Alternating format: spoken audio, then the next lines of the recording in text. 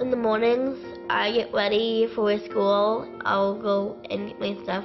I get dressed and I wash my teeth and then I wash my face, and sometimes I do my makeup, a little bit of my makeup, and I also check my blood. Lily was diagnosed with type 1 diabetes when she was just over 1. You know, just couldn't figure out what was going on. She was getting sicker and sicker in the hospital. They did a simple blood check and her blood sugar was over 1,000. So normal blood sugar for you and me right now is about 100. And here we have a 15-pound baby who's really, really sick. This doctor said to us, you know, 15-pound babies don't come in this sick and leave the hospital. I was thrust into a whole nother world, a terrain I didn't understand. I didn't know how we were going to survive this moment, let alone what my future might look like. I don't like diabetes. I don't want to have it. I just never had it in the first place.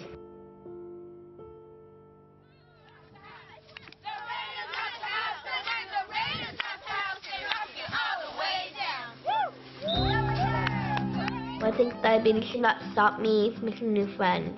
I've always said Lily has these angels that come into her life, and they do. They're these incredible people that have come into our lives. I'm grateful for my friends and my nurses at my school, and also my babysitter.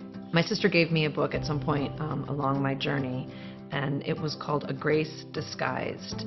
And it had the most profound impact on me in my own journey, because it talked about what happens when tragedy strikes, what grace can come from that, and to start to live in those graces. And that's been something I've tried to do. There was a moment a couple years ago where she got really, really sick.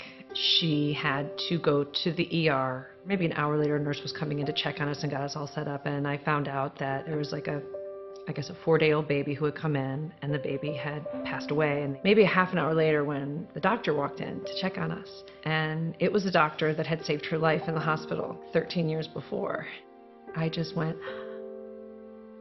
oh my God, you know, like, you saved my daughter's life. She's here, like, look at her, she's here, you saved her, you gave me my baby back. And, you know, it was just this amazing moment. Before he left, I gave him a hug and told him that thank you for saving my life again. I'm grateful that this doctor did save my life and that I'm still here in the world and making new friends every day.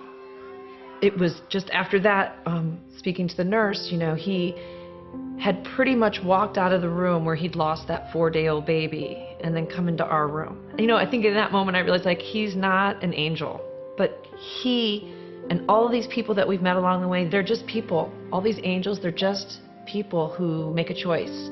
And yeah, all these people, that's my grace disguised.